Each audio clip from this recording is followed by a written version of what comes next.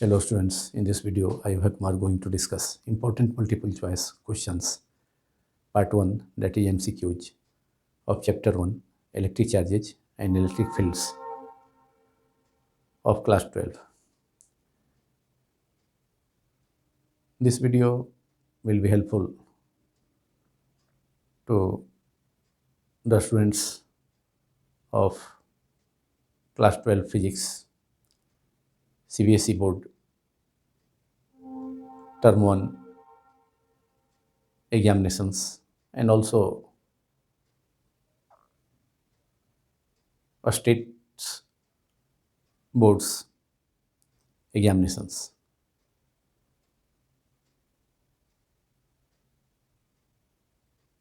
Besides it,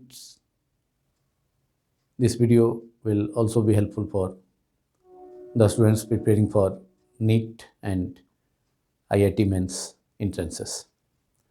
Now we have to start this video. Select the correct option in the following questions. Question number 1 is, which of the following is the unit of electric charge?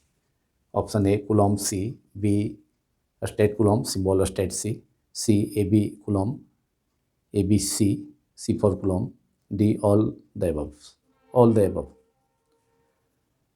इस multiple choice question में electric charge का unit इनमें कौन सा है यह बतलाना है, choose करना है.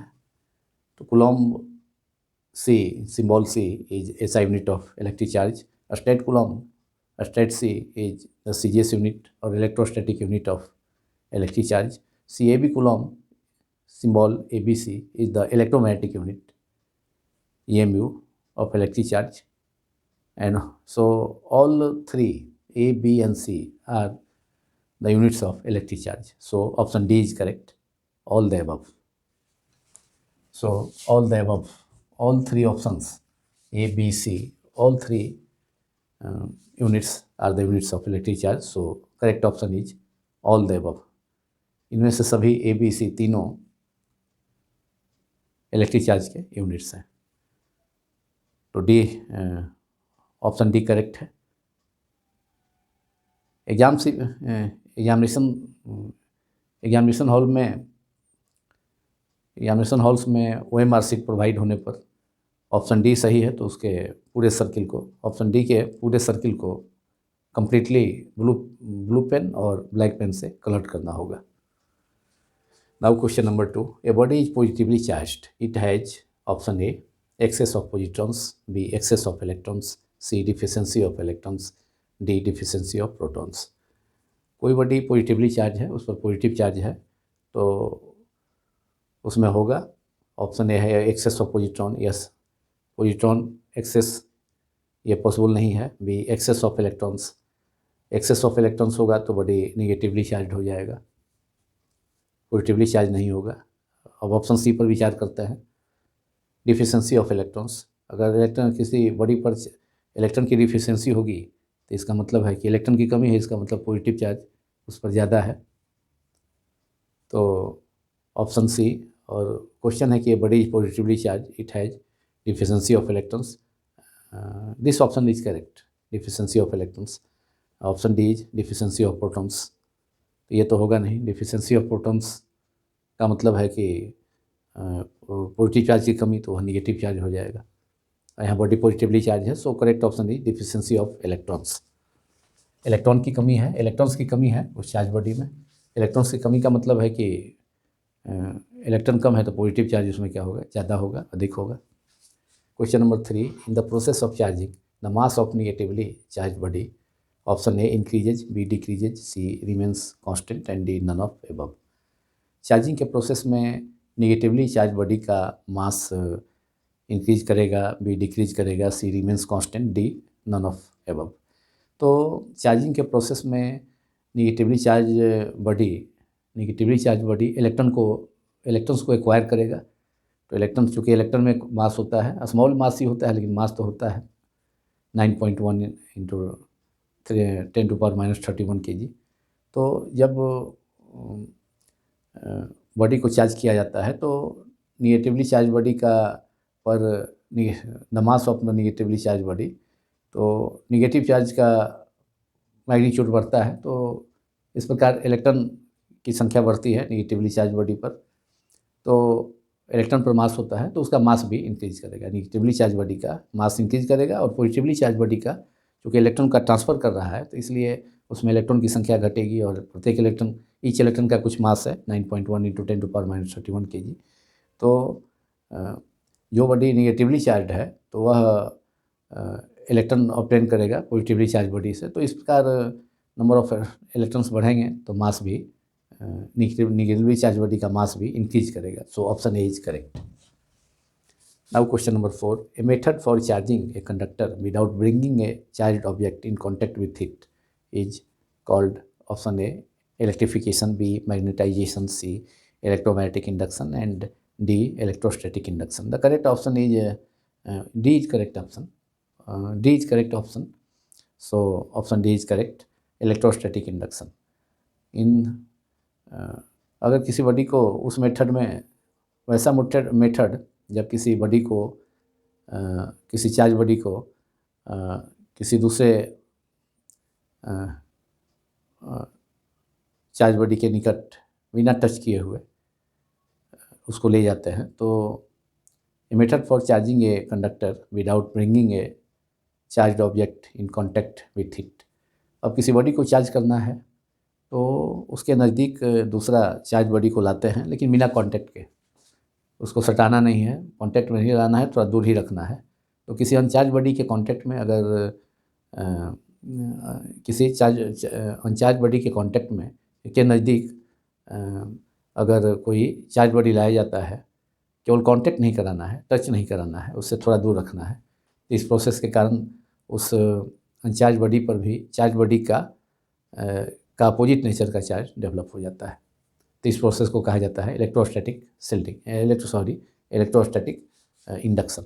सो option D is correct, electrostatic induction. Now question 5, which physical quantity has unit newton per coulomb? Option A electric charge, B electric field, C electric force and D electric potential. It is electric field. Option B is correct, because electric field is equal to force acting per unit test charge at a point inside the electric field. So force by charge, unit of force, SI force is unit of SI unit of force is Newton, and SI unit of charge is Coulomb. So Newton per Coulomb is the SI unit of electric field. So option B is correct. Which quantity has unit Newton per Coulomb? So that quantity is electric field, because E is equal to F by Q. F by Q naught. F is the force, Q naught is the charge. So unit of force is Newton, unit of charge is Coulomb. That is Newton per Coulomb is the unit of electric field. Now question 6. The unit of permittivity of free space epsilon 0 is, option A Coulomb per Newton per meter, B Newton meter square Coulomb -2, C Coulomb square per Newton per meter square and D Coulomb square per Newton square per meter square। और यह एक important multiple choice question है, तो इसका correct answer होगा newton, ये Coulomb square पर newton पर metre square. So option C is correct. SI unit of permittivity of free space epsilon 0 is Coulomb square, C square per Newton inverse per meter square। Now question 7, if the charge on a body is 1 nanocoulomb, then how many electrons are present on the body? Option A 1.6 × 10⁻19, B 6.25 × 10⁻9। ये सब number of electrons है, इसलिए इसका कोई unit नहीं है। C 6.25 × 10⁻7 and D 6.25 × 10⁻28। तो किसी चार्ज बॉडी पर, किसी बॉडी का पर चार्ज कितना है? 1 नैनोकूलम्ब है। 1 नैनोकूलम्ब इज 10⁻⁻9 कूलम्ब। तो उस बॉडी पर कितना चार्ज होगा, कितना नंबर ऑफ इलेक्ट्रॉन्स होगा, वो मालूम करना था इस प्रॉब्लम में। Then how many electrons are present on the body, तो इन मालूम करना है कितना नंबर ऑफ इलेक्ट्रॉन्स है। तो Q is equal to NE, formula से Q is equal to NE, तो N is equal to Q by E. So N is equal to N equals to Q by E, Q by N is equal to Q upon small e, that is charge from charge quantization, Q is equal to NE. So Q is 1 nanocoulomb, that is 1 into 10 to the power minus 9 coulomb, and charge on electron is 1.6 into 10 to the power minus 19 coulomb. So minus 9 से 10 to power minus 19 cancel होकर minus 9 power cancel हो गया, बच गया 10 to power minus 10. अब ये हो गया कितना 1/1.6, तो 10/1 10 से मल्टीप्लाई 10 से मल्टीप्लाई हो जाएगा न्यूमरेटर में, तो 10/16 इंटू 10 टू पावर माइनस 10 है, ऊपर जाकर प्लस 10 हो जाएगा. तो 10/16 multiplied by 10 to power 10 plus 10, और इसको 9 भी रखा जा सकता है, तो यहाँ 100 हो जाएगा. सीधे फ्रैक्शन में नहीं आएगा, ऐसे 10/16 फ्रैक्शन में डिसिमल में आएगा. तो अब यहाँ हो गया 100/16 मल्टीप्लाइड बाई 10 टू पावर 9. अब ये हो जाएगा 16 में से 100 में डिवाइड करेंगे तो 6.25 into 10 to power 9. 6.25 number of electrons है, 6.25 into 10 to the power 9. These are the number of electrons. These are the number of electrons in question number 7. If the charge on a body is 1 nanocoulomb, then how many electrons are present on the body? तो correct answer है 6.25 into 10 to power plus 9, 6.25 into 10 to power plus 9. In option B, it is given in option B. So option B is correct.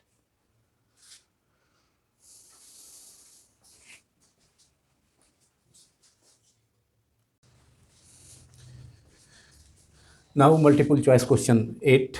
The dimensional formula of epsilon 0 is option A ml under bracket ml to the power 3 T4 A minus 2, B ml minus 3 T4 A2 A का power 2, C m under bracket m minus 1 L3 L to the power 3 T to the power 4 A to the power 2, D under bracket m minus 1 L minus 3 T4 T to the power 4 A to the power 2. Correct option is D.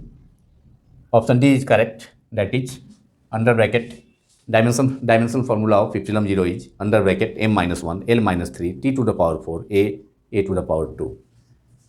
epsilon 0 का dimension formula relative epsilon 0 is the permittivity of free space or vacuum. Dimension formula is under bracket m minus 1 L minus 3 T4 A to the power 2. और यह भी काफ़ी बहुत ही important multiple choice question है, जिसे 12th board examinations में पूछा जाता है. Now question number 9. When a glass rod is rubbed with a dry silk cloth, the glass rod is positively charge due to transfer of option A protons from silk cloth to glass rod, B electrons from silk cloth to glass rod, C protons from glass rod to silk cloth, and D electrons from glass rod to silk cloth. Correct option is D electrons from glass rod to silk cloth. When a glass rod is rubbed with a dry silk cloth, electrons are transferred from the glass rod to the silk cloth. So glass rod becomes less negative and it is said to be positively charged. जब किसी glass rod से silk cloth को रब किया जाता है, रगड़ा जाता है, तो इलेक्ट्रॉन का ट्रांसफर ग्लास रॉड से सिल्क क्लॉथ में होता है. इसलिए इलेक्ट्रॉन्स की कमी हो जाती है ग्लास रॉड में, इसलिए ग्लास रॉड को पॉजिटिवली चार्ज कहा जाता है, according to electrons transfer theory of electric charge. Now question number 10. An insulated conical shaped metallic conductor is charged positively. The surface charge density on it is option A uniform throughout, B minimum at the apex, C maximum at the apex, and D maximum at its base. एक insulated conical shaped है, कोन के सेप्ट का एक metallic conductor है और उसको charge किया जाता है पॉजिटिव चार्ज से उसे चार्ज किया जाता है। और surface charge density on it कहाँ होगा, यूनिफॉर्म होगा थ्रू आउट, ऑप्शन ए है। B minimum at the apex, maximum at the apex, D maximum at इस base.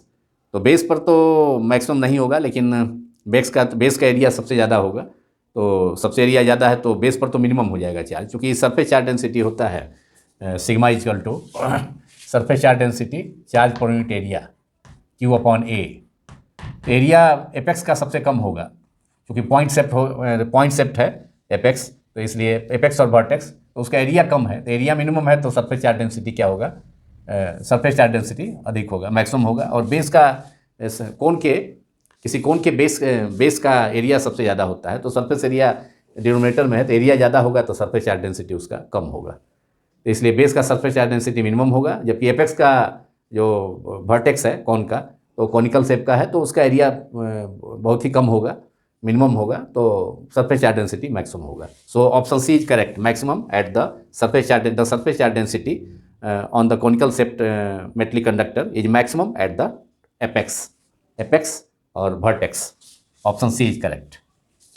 Now question number 11, the force of interaction between two charges Q1 is equal to plus 6 mu c microcoulomb and Q2 is equals to plus 2 microcoulomb is 12 Newton. That is force of interaction between, that is electrostatic force between two charges given. Two charges are given, Q1 is equal to plus 6 microcoulomb and plus Q2 is equal to plus 2 microcoulomb. दोनों के बीच में repulsion electrostatic force act करेगा.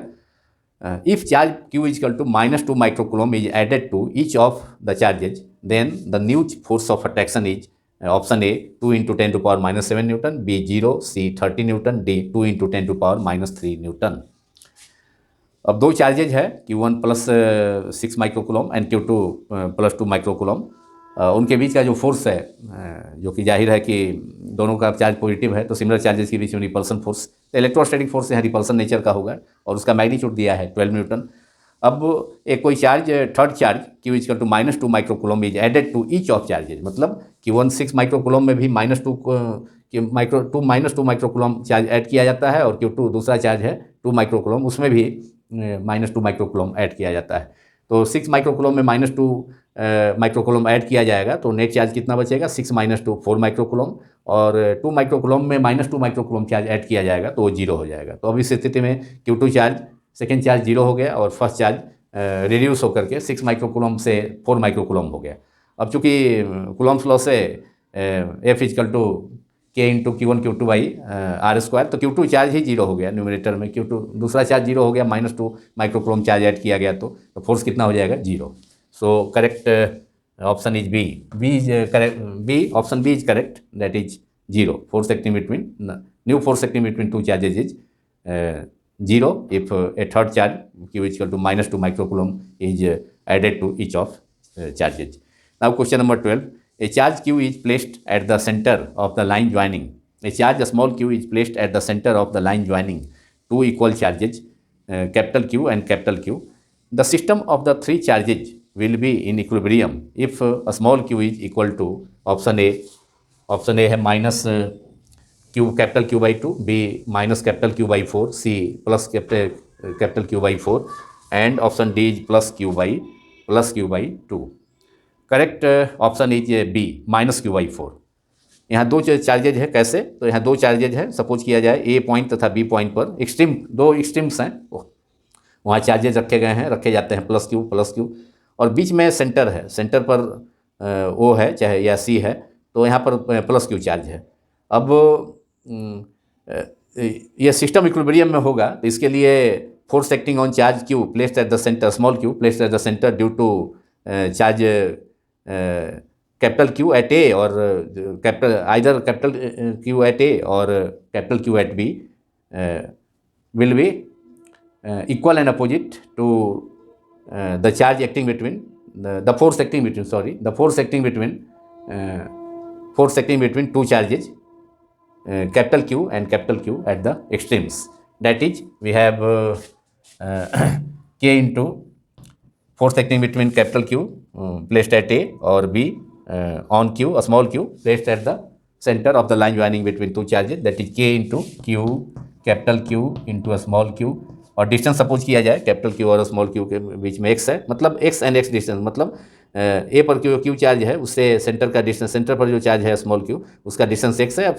फिर दूसरा extreme, यहाँ दूसरा point, यहाँ पर फिर उतना ही प्लस q चार्ज ही रखा है, तो वहाँ से फिर इसका सेंटर, मतलब सेंटर पर है तो इक्वल डिस्टेंस पर होगा, तो दोनों डिस्टेंस a से o का और फिर b से o का भी x ही है।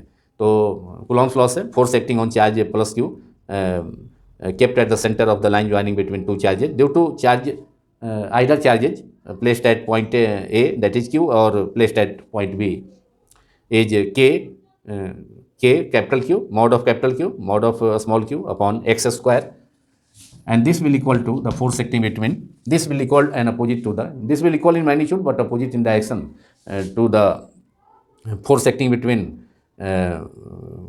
two charges, 2 point charges Q and capital Q at the, kept at 2 points at the extremes, that is force acting between two big charges, big capital Q charges is K capital Q upon distance is 2x square, distance हो गया 2x square, that is 4x square, K से K cancel हो गया, बीच में minus, यहाँ minus sign होगा क्योंकि दोनों फोर्स मैग्नीट्यूड में इक्वल होगा, डायरेक्शन में अपोजिट होगा, तब सिस्टम जाके इक्विलिब्रियम में होगा, रेस्ट में होगा। तो K से K कैंसिल हो गया, यहाँ K Q से Q कैंसिल हो गया, तो एक Q बच रहा है उधर, यहाँ K x स्क्वायर, यहाँ पर 4x स्क्वायर हो गया, ये हो गया माइनस Q अपॉन, बचा यहाँ minus Q upon 4x square. अब x स्क्वायर से x स्क्वायर डिनोमिनेटर में भी कैंसिल हो गया, बचा क्या, small q is equal to minus capital Q by 4।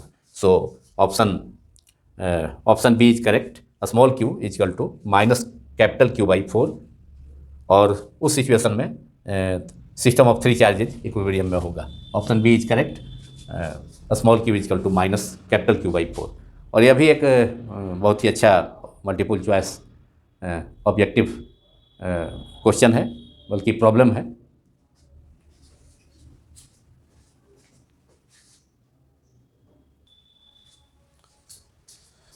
Now multiple choice question 13. Two charges are at distance small d apart in air. Coulomb force between them is capital F. If a dielectric material of dielectric constant K is placed between them, the Coulomb force now becomes option A F by K, capital F by K, B F into K, C F by K square, D K square F. Correct option is F by K.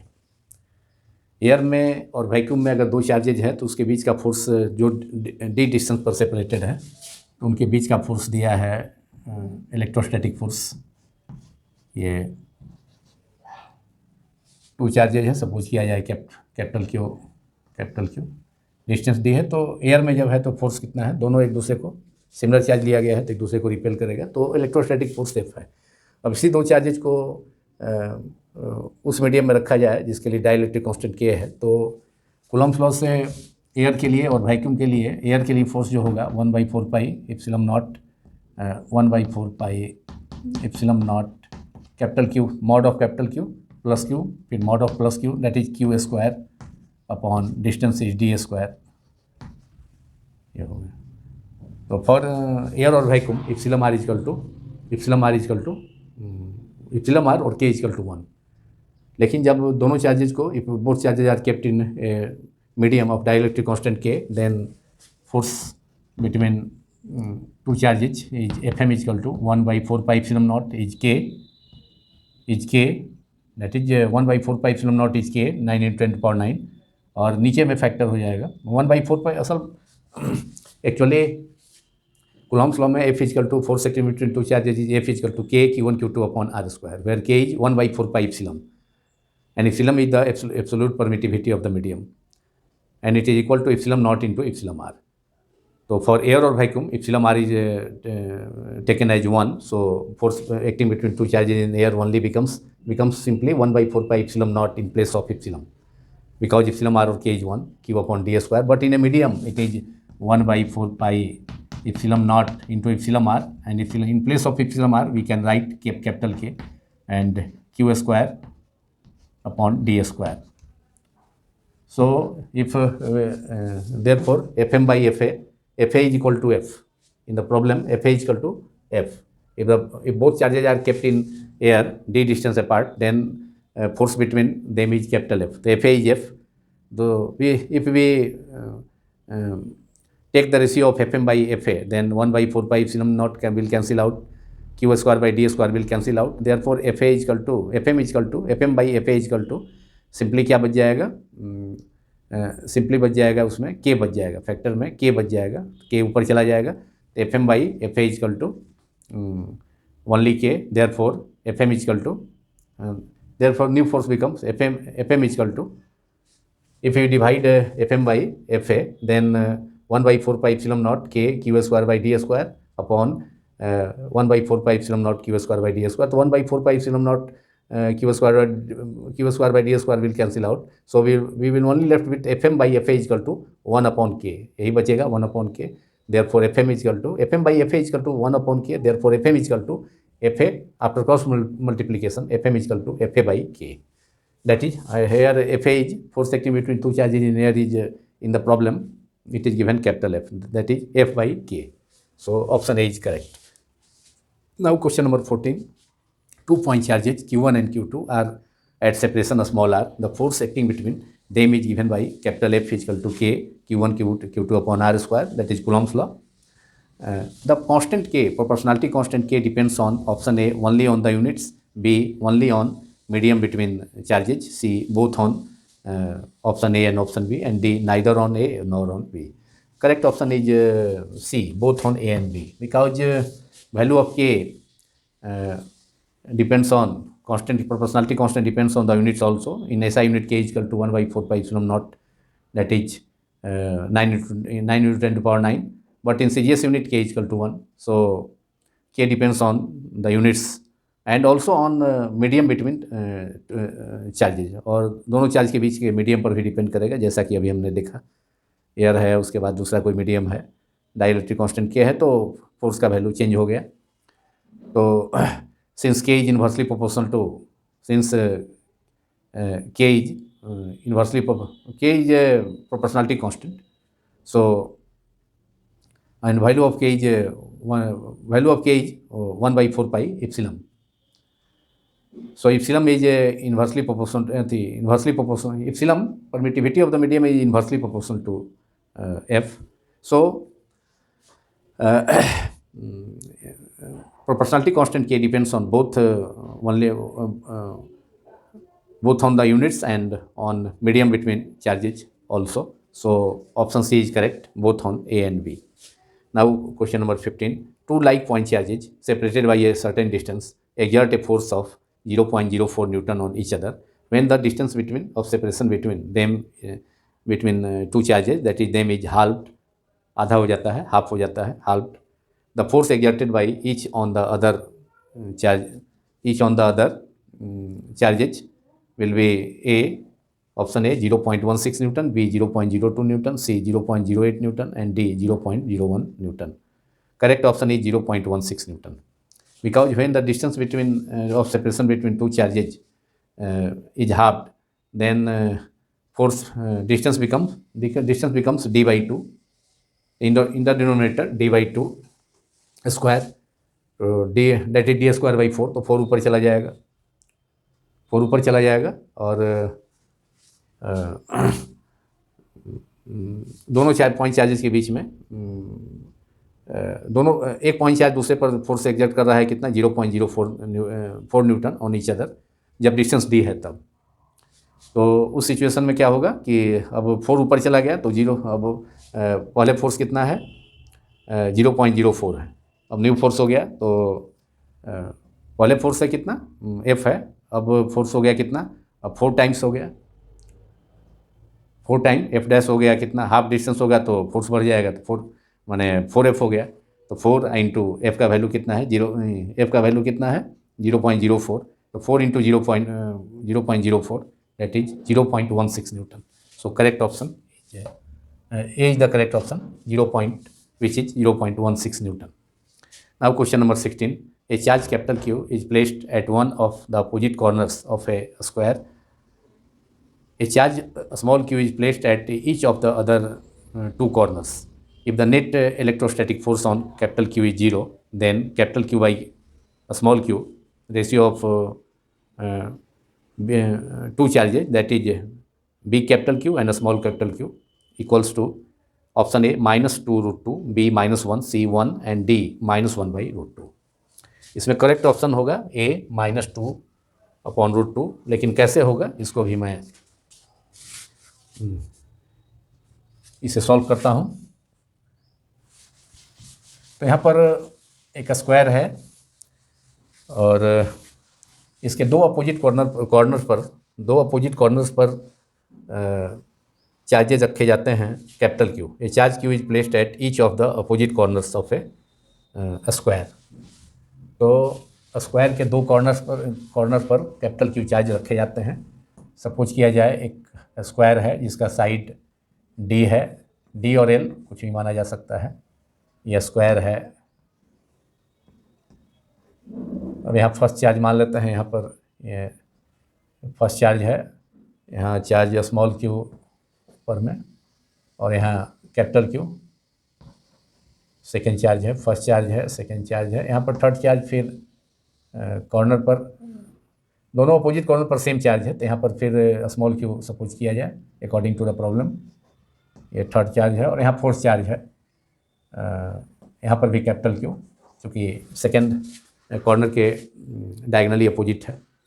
तो ये force charge है, तो इस पर force हमें देखना है। बाकी रिजल्टेंट फोर्स, और रिजल्टेंट फोर्स क्या है? जीरो है। रिजल्टेंट फोर्स जीरो है। उस फोर्स चार्ज पर अदर थ्री चार्जेस के कारण रिजल्टेंट फोर्स जीरो है। तो capital Q, big capital Q and small capital Q का रेशियो क्या होगा ये मालूम करना है। ये फोर्स चार्ज है यहाँ पर।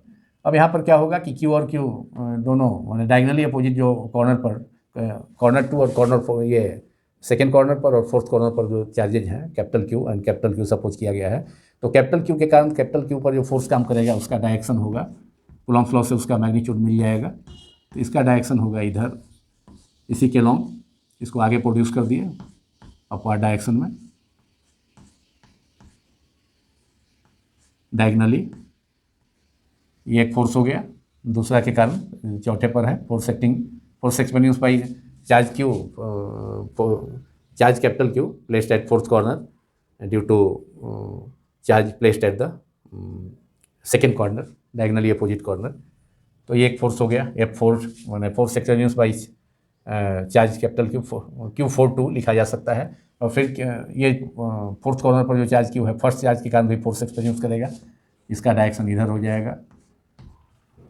ये इसको F1 मान लिया जाए और फिर Q3 के कारण इसको F3 मान लिया जाए।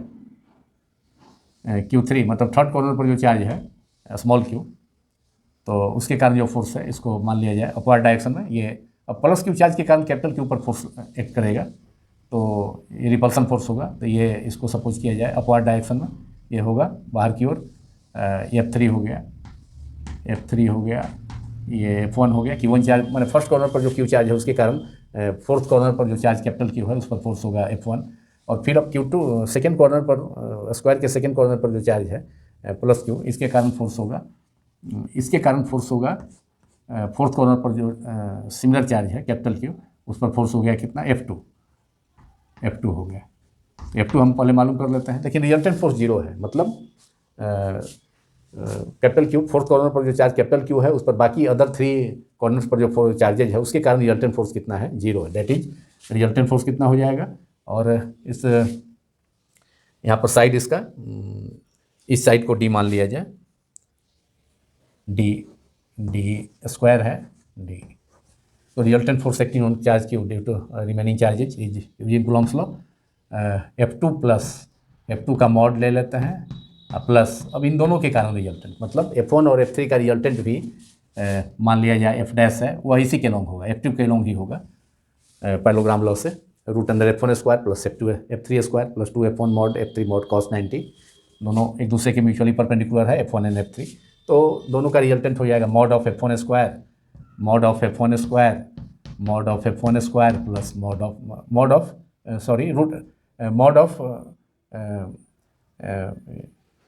Resultant of F1 and F3 will be under root mod of F1 square plus mod of F3 square.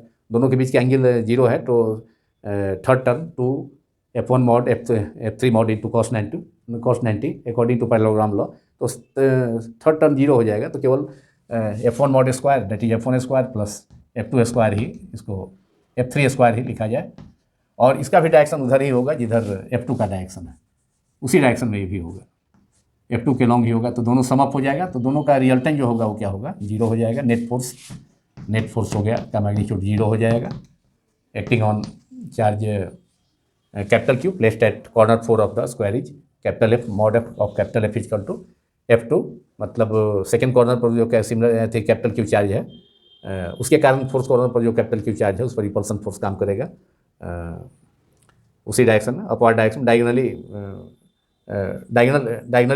Diagonal के ही अलॉन्ग उसको आगे प्रोड्यूस किया गया उस डायरेक्शन में। और F1 F3 का रिजल्टेंट भी F डैश सपोज करते हैं वह F डैश है, तो F डैश भी उधर ही काम करेगा, F2 तो इधर काम कर ही रहा है और F डैश भी इधर ही काम कर रहा है। F डैश क्या है, the resultant force of forces F1 and F3, that is forces acting on charge capital Q एट fourth corner, at the fourth corner of the square due to charge a small q placed at corner 1 and due to charge a small q placed at corner 3, so F1 and F3। तो दोनों का resultant F dash हो गया, तो दोनों का resultant का value magnitude कितना हो गया, root under F1 square plus F3 square और प्लस F2 मॉड, चूँकि F2 का भी डायरेक्शन वही है जो F डैश का है, F1 F3 के डायरेक्शन है, और resultant force according to the problem zero, और F2 मॉड कितना हो जाएगा, कूलम्ब्स लॉ से K Q2 चार्ज के, मतलब सेकेंड कॉर्नर पर जो Q चार्ज है उसके कारण फोर्थ कॉर्नर पर जो चार्ज Q है उस पर electrostatic force repulsion force F2 ये है, तो F2 is K into Q plus Q का मॉड, फिर प्लस Q का mod of Q into mod of Q that is Q square upon distance कितना हो जाएगा, डायगनल डिस्टेंस, डायगनल होगा root to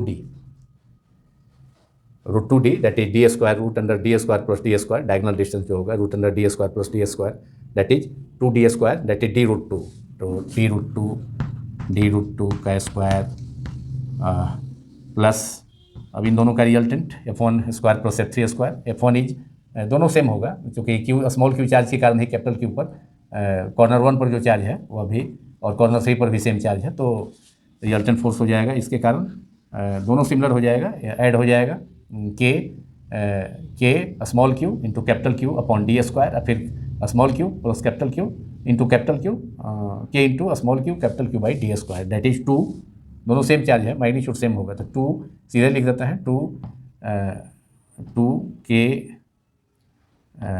2K small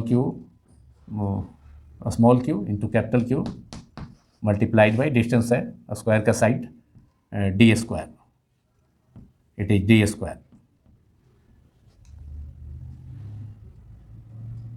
F1 square और F3 square D square, root under F1 square भी हो गया Q D square, और F1 का स्क्वायर है, होल स्क्वायर है यहाँ पर, F1 का स्क्वायर है, F1 is K proportionality constant K small Q capital Q upon D square F1 is, और होल स्क्वायर हो जाएगा तो पूरे का होल स्क्वायर, 2 बाहर होगा 2, और ये हो गया capital Q K small Q capital Q by D square का होल स्क्वायर हो जाएगा इक्वल्स टू 0। चूँकि F1 F3 दोनों का मैग्नीट्यूड तो सेम है, तो वह होगा K small Q capital Q small Q K proportionality constant K into small Q into capital Q upon D square, और फिर F3 भी उतना ही होगा, तो दोनों ऐड हो जाएगा, तो 2